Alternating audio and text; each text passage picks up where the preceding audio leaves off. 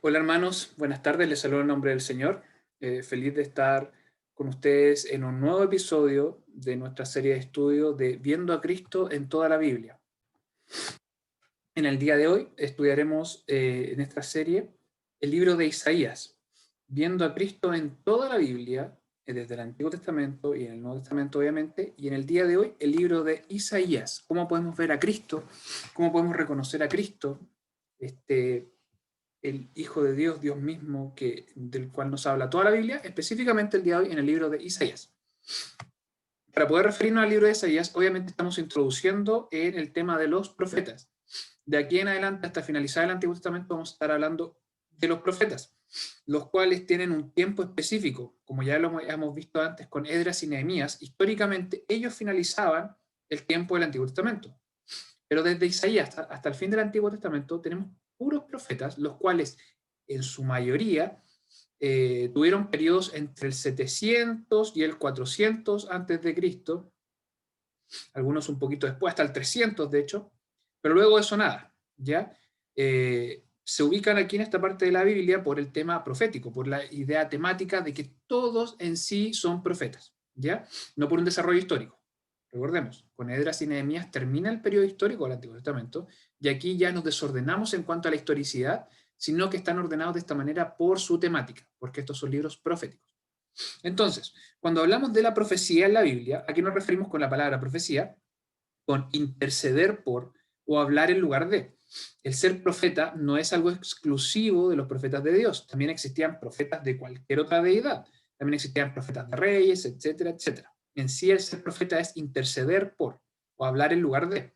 Específicamente, cuando hablamos de un profeta de Dios, hablamos de un enviado de Dios, un enviado autorizado por Dios con un mensaje de Dios para su pueblo. Entonces lo que hacía él era interceder desde Dios hacia el pueblo. Traía la palabra de Dios para el pueblo. Desde esta perspectiva podemos tener dos tipos de profecías. Siempre esta palabra la tendemos a confundir como solamente existiese un solo tipo de profecía. Estaba la profecía que podemos llamarla predicación, que era un mensaje de Dios con un análisis histórico y presente. O sea, rememoraba hechos pasados y con un mensaje presente, lo que podemos llamar predicación. Pero también está la predictiva, lo que nosotros tendemos a confundir con profecía, como si todas las profecías fuesen únicamente predictivas. Son un mensaje de Dios, pero con una advertencia o con esperanza para el futuro, ¿ya? Como narrando, prometiendo o advirtiendo hechos futuros. Entonces, cuando hablamos de profecías, hablamos de un mensaje presente o también de un mensaje para el futuro. Dentro de este mensaje futuro, dentro de esta perspectiva, podemos encontrar dos cosas súper importantes. Lo que es, en su mayoría, siempre estas profecías tenían una aplicación inmediata. Se prometía algo, pero siempre tenía una aplicación a corto o mediano plazo. Lo que podemos decir era simplemente una sombra, ¿ya? ¿Por qué? Porque había así una aplicación final, una aplicación plena, donde esta profecía se iba a cumplir completamente y alcanzaba un significado aún mayor. Una aplicación final, lo que podríamos llamar la sustancia. ¿Cuál es la importancia de esto? De que muchas de las profecías que encontramos en la Biblia tuvieron una aplicación cercana. Algo que prometía, algo que narraba, el mensaje de Dios que traía algún profeta, se podía cumplir prontamente en un rey, en un niño, en una mujer, en un hombre cercano, del presente, unos años más, cientos de años más, pero relativamente cerca. Pero siempre su aplicación final es más sustanciosa, tiene un significado aún mayor. Entonces esta profecía puede tener una aplicación inmediata, pero también tiene una aplicación final. Generalmente la encontramos esta en el Nuevo Testamento, desde Cristo hasta finalmente en el Apocalipsis o en la gloria en el cielo. Entonces recordemos siempre, cuando tenemos profecías predictivas, tenemos una aplicación inmediata o en corto plazo, pero la aplicación final, donde su significado es aún mayor, es más adelante. Cuando hablamos entonces de profecías, específicamente el enviado de Dios, hablamos de los profetas. Dentro de la Biblia, obviamente, tenemos dos categorías bien importantes, los profetas mayores y los profetas menores. Estos no se dividen por su nivel de importancia, ni porque su profecía fuese más importante, ni porque tuviese un ministerio más relevante. Simplemente se dividen de esta forma por la extensión de sus escritos que el Señor ha querido dejar en su palabra. Los profetas menores son los libros son un poco más cortos y los profetas mayores son los libros un poco más largos. No confundir entonces con la importancia de su profecía, sino que con la extensión de sus escritos. También encontramos profetas en los cuales no hay escritos en la Biblia. Profetas que se mencionan en la época de David, profetas que se mencionan en la época posterior a Eliseo, profetas que se mencionan contemporáneos a después del exilio, de Miqueas, de Zacarías, pero son profetas enviados del Señor, pero cuyos escritos el Señor no quiso dejar en su palabra. ¿Ya? Por su propósito divino no están escritos en la Biblia. También encontramos los profetas anteriores, lo que podríamos colocar a Samuel, a Elías, a Eliseo, entre otros. ¿Ya? Son profetas antes, cuyos escritos están generalmente mencionados en los libros históricos. ¿Ya? No forman parte de los escritos de los profetas mayores o menores. Por eso se le llama a los profetas anteriores, porque vienen antes. También habían personas que tenían un ministerio distinto, pero también ejercieron eventualmente como profeta. Moisés realizó obviamente profecías predictivas, pero también su mensaje para el pueblo. Muchos salmos, el rey David ofició como profeta muchas veces sin tener un ministerio propiamente tal como profeta, sino que ejerció esto eventualmente, la labor profética, llevar el mensaje de Dios a su pueblo. Más adelante nos encontramos con el último de los profetas ordenados por el Señor, que fue Juan el Bautista. Juan el Bautista fue el último profeta. ¿Por qué fue el último profeta? Porque, como estamos viendo recién, la aplicación inmediata, que era una sombra, pero la aplicación final era la sustancia más contundente. Juan el Bautista lo que vino a hacer fue la última sombra, fue la última profecía predictiva de la sustancia final, que era Cristo. Por eso es el último de los profetas, porque una vez estuvo Juan el Bautista, ya vino Cristo. Entonces lo que hizo fue preparar el camino para la sustancia definitiva, que fue Cristo. Luego del último de los profetas, la labor de llevar el mensaje de Dios, autorizado por Dios, a su pueblo, fue de los apóstoles. Ellos oficiaron como profetas para el pueblo, llevando el mensaje de Dios. El Señor, a través del Espíritu Santo, inspiraba a estos hombres para que llevaran el mensaje de Dios a su pueblo. Con los profetas terminó esta inspiración. El Señor, su voluntad revelada en su palabra, terminó y fue toda contenida en su palabra, la Biblia. Entonces, hoy en día no existen los profetas, no existe revelación especial del Señor, no existen sueños, no existen revelaciones, no existe materia nueva. El Señor nos habla a través de su palabra.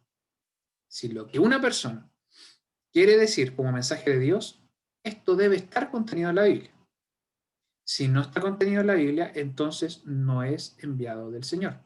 Por esto los profetas no existen, porque todo lo que tenía que decir el Señor para su pueblo ya está en la Biblia.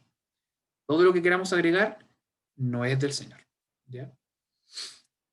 Hablemos entonces ahora específicamente del libro de Isaías, el libro del profeta Isaías.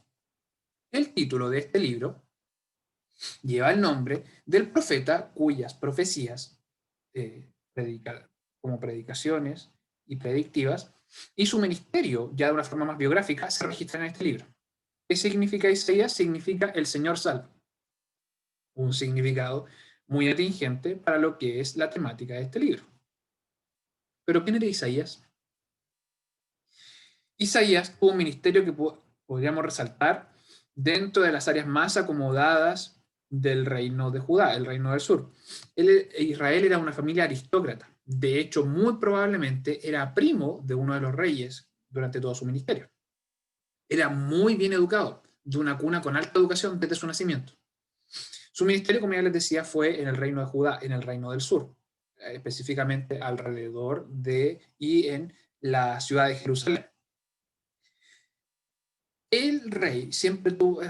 Isaías siempre tuvo profecías muy directas a la corte real, a la élite política, específicamente también al rey de Judá. Él tuvo acceso, sus profecías iban directamente a la élite política del país, no al pueblo en general. Obviamente su profecía era para el pueblo en general, de hecho, como vamos a ver más adelante, también era para el reino del norte y también para el resto de las naciones. Pero siempre tenía un mensaje especial para los dirigentes del país. ¿Cuál era su mensaje? Era de juicio, era de condena, era decirles, su tiempo ya pasó, no se quisieron arrepentir, el juicio del Señor va a venir. Pero también, no siendo un pesimista completo, el mensaje de Isaías de Dios a través de Isaías era de restauración final. O sea, luego de todo este castigo, el Señor igual es fiel a su pacto, el Señor los va a restaurar. En cuanto a Isaías, podemos mencionar de que era casado y de hecho tenía 2 hijos.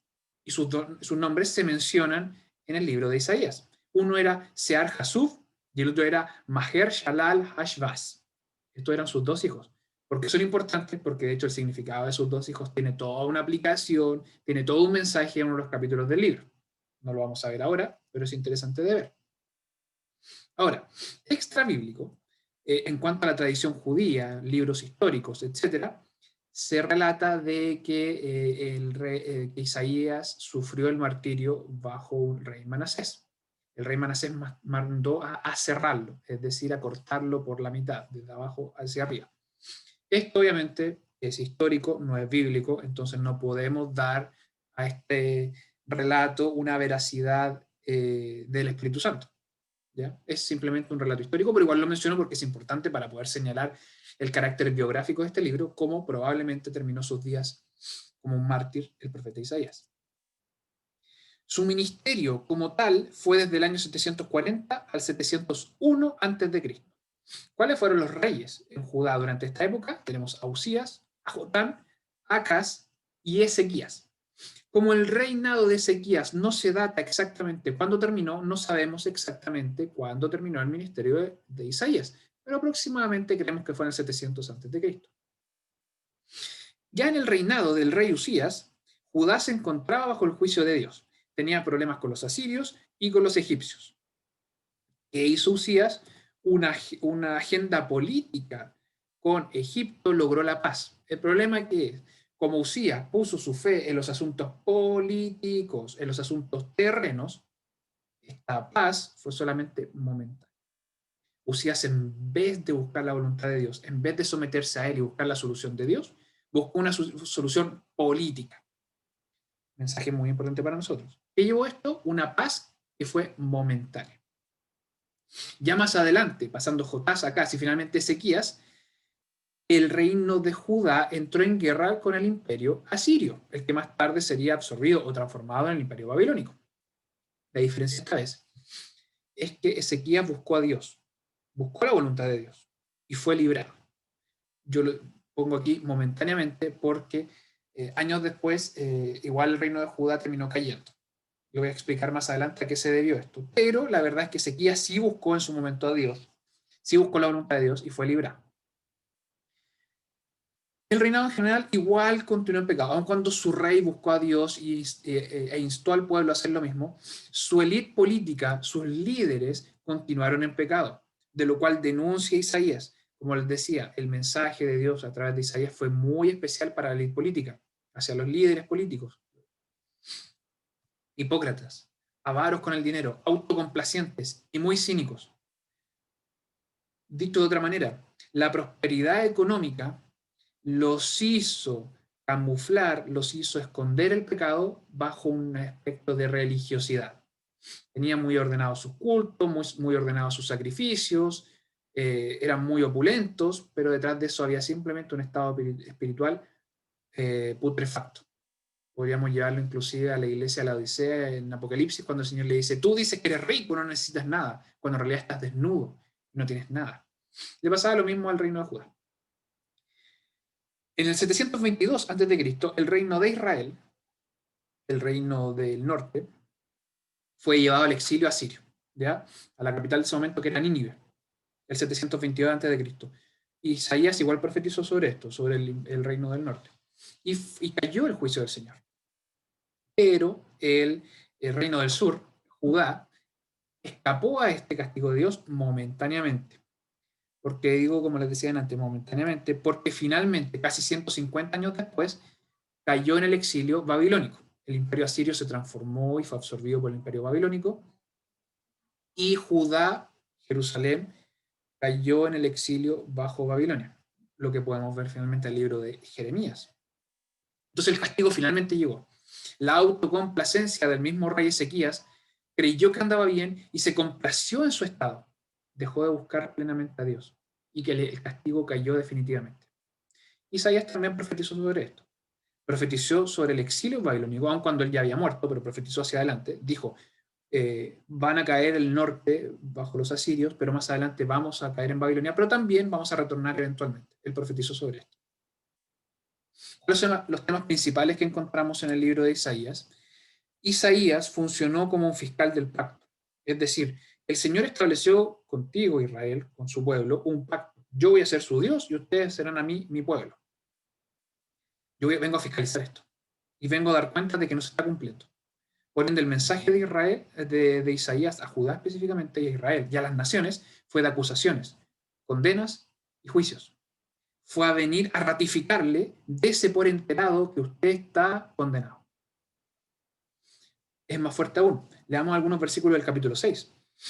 El mensaje de Isaías no era de arrepentimiento. El mensaje de Isaías era para endurecer el corazón de estas personas que ya por su pecado estaban condenadas. Capítulo 6, versículos 9 al 10. Y dijo, anda, Dios, anda y di a este pueblo, oíd bien y no entendáis. Ved por cierto, mas no comprendáis. El Señor le dice a Isaías, engruesa el corazón de este pueblo y agrava sus oídos y ciega sus ojos, porque no vea con sus ojos, ni oiga con sus oídos, ni su corazón entienda, ni se convierta y haya para él sanidad. O sea, lo que llevó Isaías al pueblo era un mensaje de condena. Su tiempo ya pasó, van a ser condenados. La siguieron, la consiguieron. El castigo del Señor viene. Sus corazones van a ser endurecidos. Producto de su propio pecado se han ganado esta condenación, pero ya no hay tiempo de arrepentimiento. Ya se acabó el tiempo. La condena viene. Ese es el mensaje de Isaías. Viene a notificar como un fiscal el juicio sobre Judá. Pero también, en contraparte, una promesa de restauración. El Señor a través de Isaías también trae una promesa. Dice, el castigo va a venir, ya es tarde, el castigo va a venir sí o sí, pero van a ser restaurados. Humanamente van a retornar del exilio. Tengan esperanza, van a retornar del exilio. ¿Por qué digo que es una promesa humana? Porque siempre, como es una promesa humana, siempre está sujeta a volver a caer. Pero también el mensaje de Isaías, de Dios a través de Isaías, trae una restauración divina, es decir, una restauración definitiva.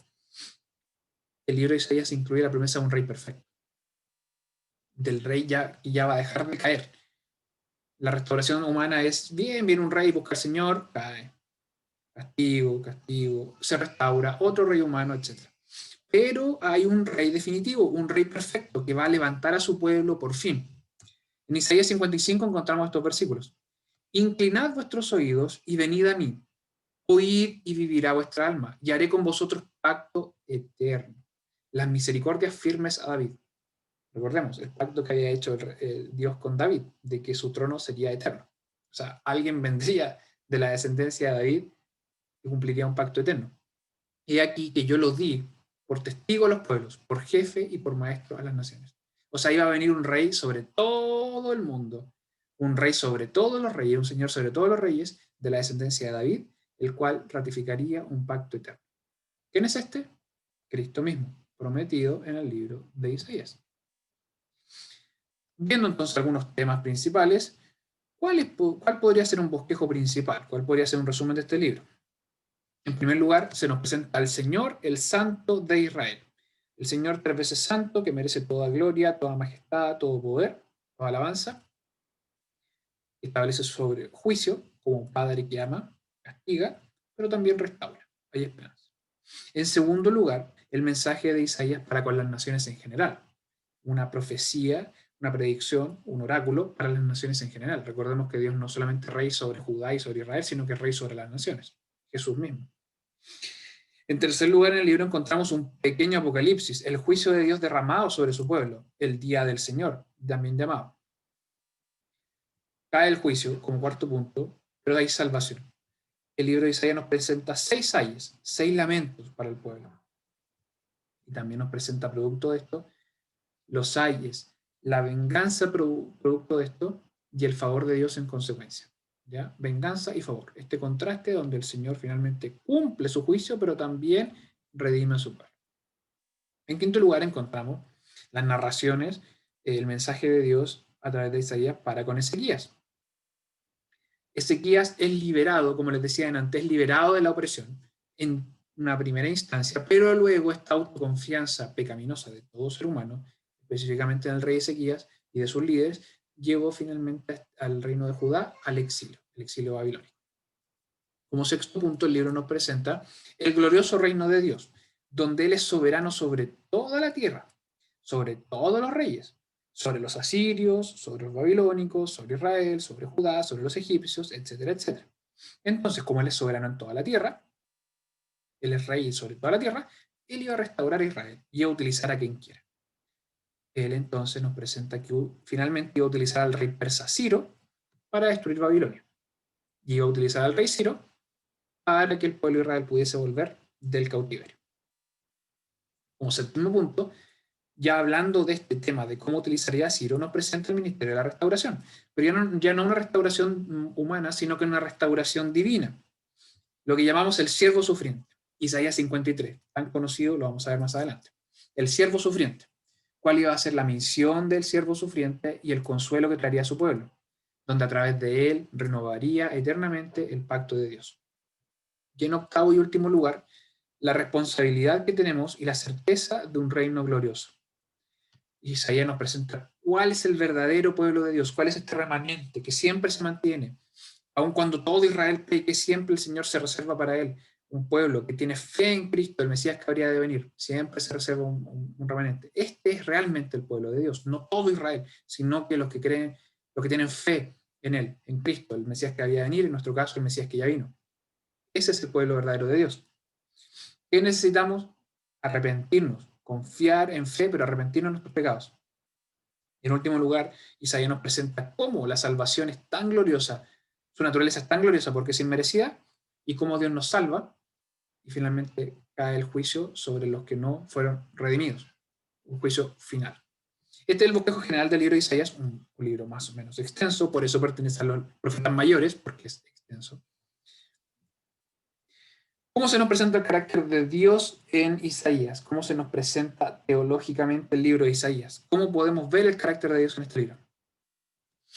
Toda la apreciación de Isaías de Dios parte desde la manifestación de Dios en el capítulo 1, verbalmente, pero sobre todo la visión de Isaías del cielo en el capítulo 6. Voy a poner aquí los primeros 8 versículos porque son sumamente interesantes para que los analicemos, porque a través de esto podemos ver la visión teológica de Isaías, cómo se nos manifiesta Dios en el libro de Isaías. Dice, en el año que murió el rey Usías, vi yo, Isaías, al Señor sentado sobre un trono alto y sublime, y sus faldas henchían el templo. Y encima de él estaban serafines. Serafines, la mejor traducción es seres ardientes. Esto significa serafines. O sea, imaginémonos esta visión. Seres envueltos en fuego volando. O sea, encima del Señor en el trono alto, habían seres volando, ardientes en fuego. Cada uno tenía 6 alas. Con 2 cubrían su rostro, y con 2 cubrían sus pies, y con 2 volaban. Vámonos haciendo un poco la idea de la visión de Isaías. El Señor sentado en su trono alto, y sus faldas henchían el templo, y sobre él serafines, seres voladores ardientes en fuego con 6 alas. Y el uno al otro daban voces, estaban alabando a Dios, diciendo, Santo, Santo, Santo, Jehová de los ejércitos, toda la tierra está llena de su gloria. Y los quiciales, los pilares, de las puestas se estremecieron con la voz del que clamaba, y la casa se hinchó de humo. Entonces dije, ¿cómo reacciona Isaías a esta visión? Ay de mí, que soy muerto, que siendo hombre inmundo de labios, y habitando en medio de pueblo que tiene labios inmundos, han visto mis ojos al Rey, Jehová de los ejércitos. Podríamos decir que Isaías cayó sobre sus rodillas y dijo, no merezco esto, o sea, soy pecador, mi pueblo es pecador, yo habito entre pecadores, y se me acaba de presentar esta visión impresionante. Pero sucedió inmediatamente, y voló hacia mí uno de los serafines, teniendo en su mano un carbón ardiente, tomado del altar con unas tenazas. Recordemos que estaba en el templo de Isaías. Y tocando con él sobre mi boca, dijo, he aquí que esto tocó tus labios, y es quitada tu culpa y limpio tu pecado. Recordemos que era una visión, no es que realmente Isaías haya tenido un carbón hirviendo en los labios. Y después oí la voz del Señor que decía, ¿a quién enviaré? ¿Y quién nos irá? Entonces respondí yo, heme aquí, envíame a mí. Esta fue la visión de Isaías. Tremenda visión. Si la quieres leer con más atención, Isaías 6 está. Isaías cae rendido, un ángel, una serafín viene y purifica su corazón, por así decirlo, para el Señor debía limpiar los pecados de Isaías, pese que iba a seguir siendo pecador, pero debía renovar su corazón y sus labios para utilizarlo como su ministro. Y el Señor le dice, tengo un plan para ti, Isaías, tú vas a ser mi profeta. A lo que Isaías obviamente responde, Señor, envíame a mí.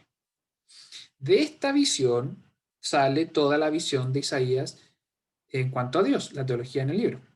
Dios es majestuoso, es santo y es glorioso.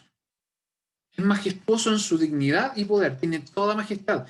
Recordemos su trono gigante, tan grande, tan alto, que inclusive las faldas de este trono henchían todo el templo.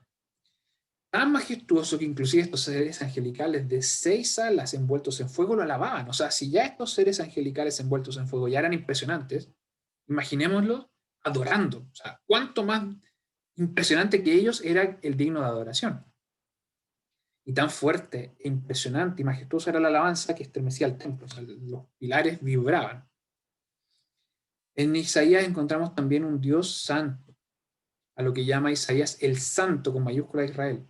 Santo porque es 3 veces santo, resalta gloriosamente lo santo que es, lo apartado, lo distinto. De hecho, el libro de Isaías nos dice que sus caminos no son como los nuestros, ni tampoco sus pensamientos. Él es 3 veces santo, él está tan apartado, él es tan distinto a nosotros, su carácter es tan distinto, es tan perfecto, es tan limpio, que no hay ninguna comparación, nada que podamos ver realmente de Dios en su plenitud. En último lugar, en el libro de Isaías encontramos a Dios glorioso. En el libro de Isaías encontramos expresiones como que delante de él las naciones son como una gota. De hecho, sus ídolos son muchísimo más insignificantes. O sea, él dice, delante de mí no son nada, inclusive sus supuestos dioses no me son nada. Yo soy infinitamente mayor que todo. Porque él, en el libro de Isaías también encontramos la ratificación de un Dios creador y soberano por derecho propio de todas las cosas. Tan glorioso que finalmente su gloria está en todo el mundo, toda la tierra está llena de su gloria, y todas las naciones lo van a reconocer y se van a inclinar ante él en el juicio final. ¿Ya? Isaías entonces nos presenta un Dios majestuoso, santo y glorioso. Todos los capítulos de Isaías nos muestran a Dios desde esta perspectiva. ¿Cómo encontramos a Cristo en Isaías? El meollo de nuestro estudio, la razón de nuestro estudio. Jesús, nuestro Salvador soberano. Isaías 53, obviamente, íbamos a ocupar un versículo de acá. Versículo 5. Mas el herido fue por nuestras rebeliones, molido por nuestros pecados. El castigo de nuestra paz sobre él, y por su llaga fuimos nosotros curados. Jesús, nuestro Salvador soberano. Al libro de Isaías se le llama en muchas ocasiones, obviamente no es real, pero se le llama de una manera metafórica, el quinto evangelio. El quinto evangelio, porque se le apunta muchísimo a Cristo, muchísimo apunta a Cristo. Pero debemos entender cómo lo apunta, lo que conversábamos delante, las profecías inmediatas y las profecías plenas. Más de alguna vez he escuchado a la iglesia, también fuera de la iglesia, pero de una manera mucho más agresiva, de que las profecías de Isaías y de muchos otros profetas no apuntaban a Cristo, sino que apuntaban a seres más inmediatos, al hijo de una mujer por acá, al rey por acá, y es verdad. Pero hay que entender que la Biblia, lo que ya hemos mencionado, hay profecías con un cumplimiento inmediato, que es solamente una sombra, podríamos decir una sinopsis, una pequeña característica, pero hay un cumplimiento pleno. Hay un cumplimiento donde el significado de la profecía alcanza su mayor realce.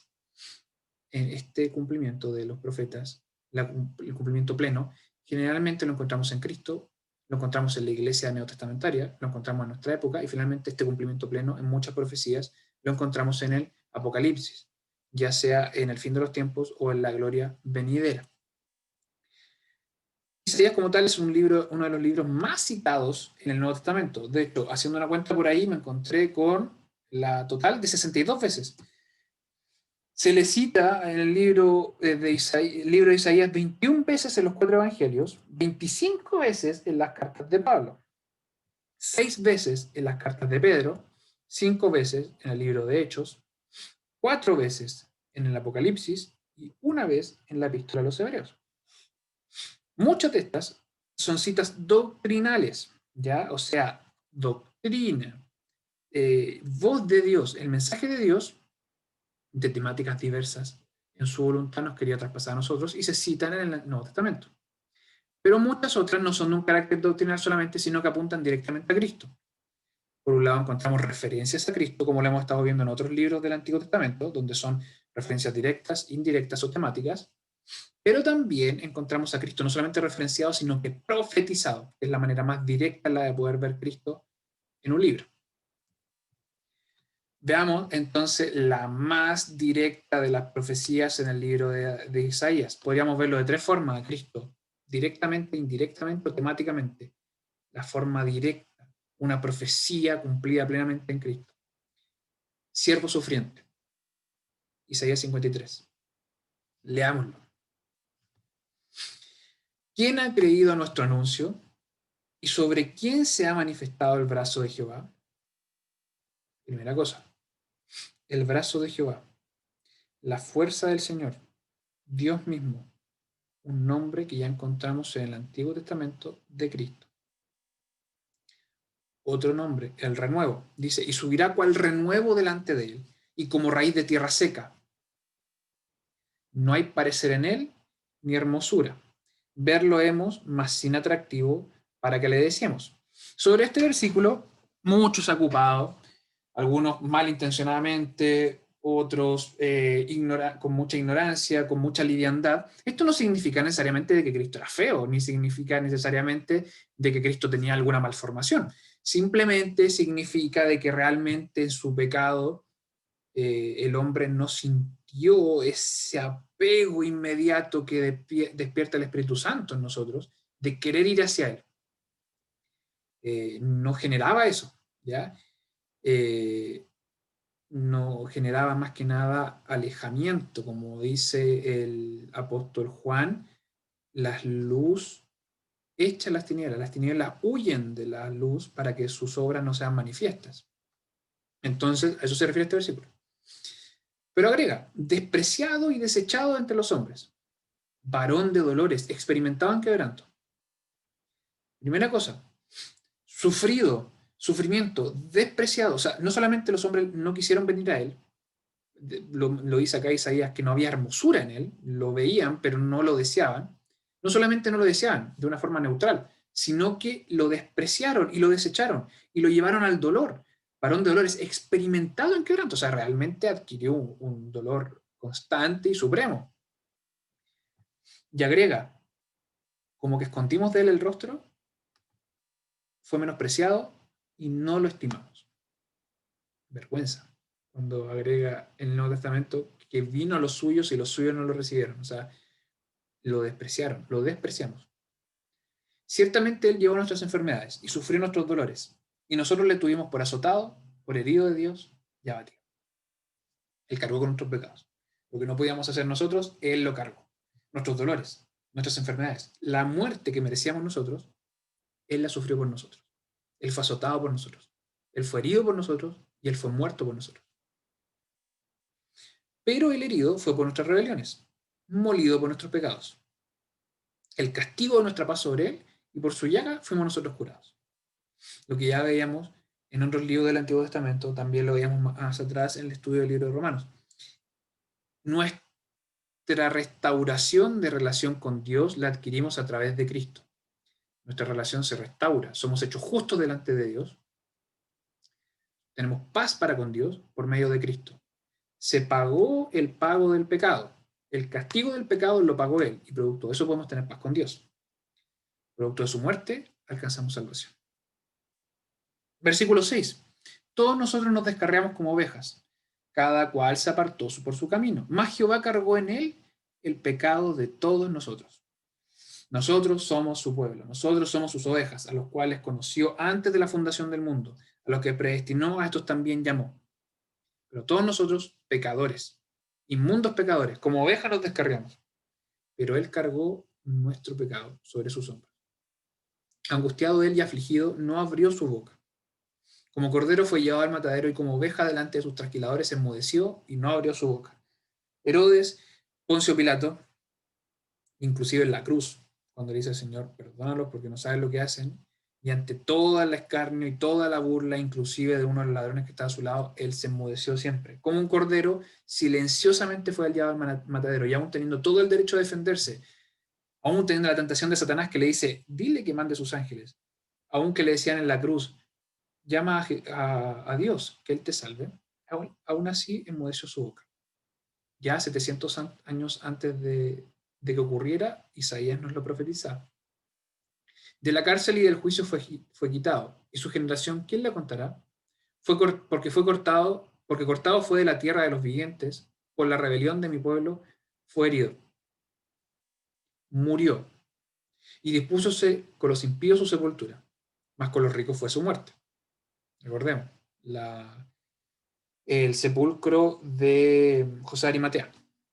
Ya, con los ricos fue su muerte. O sea, murió junto a los ladrones, junto a los impíos, pero con los ricos fue su muerte, porque nunca hizo él maldad, ni hubo engaño en su boca.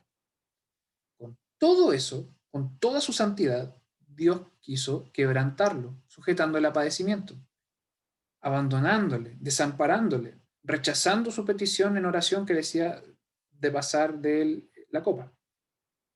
Cuando hubiere puesto su vida en expiación por el pecado, verá linaje, vivirá por largos días, y la voluntad de Jehová será en su mano prosperada. Cuando dice el Señor que le resucitó de entre los muertos, le dio un nombre que es sobre todo nombre, para que delante de él se arrodille y toda la tierra, toda lengua confiese que él es Dios. Versículo 11, del trabajo de su alma verá y será saciado, con su conocimiento justificará a mi siervo justo a muchos, y él llevará la iniquidad de ellos. O sea, producto de su resurrección, producto de su sacrificio, él es nuestro rey, él es nuestro Señor. Él nos ha justificado, porque él cargó con nuestro pecado. Por tanto, versículo 12, finaliza, yo le daré parte con los grandes, y con los fuertes repartirá despojos, por cuanto derramó su vida hasta la muerte, y fue contado con los perversos, habiendo él llevado el pecado de muchos, llorado por los transgresores. Ya con decir esto, Isaías, cuando podemos ver a Cristo de una manera fácil, entre comillas, decirlo, ya con esto se pone el libro de Isaías a un nivel supremo. De hecho, por eso Isaías resalta tanto en esta época de Navidad, porque sin mayor esfuerzo, sin mayor análisis, sin mayor dificultad, leemos este capítulo 53 y decimos, 700 años antes, Dios nos dijo exactamente cómo iba a ser la vida de Cristo. Así es, ya, así es, sin necesidad de más detalle, leemos esto y nos damos cuenta que aquí está Cristo.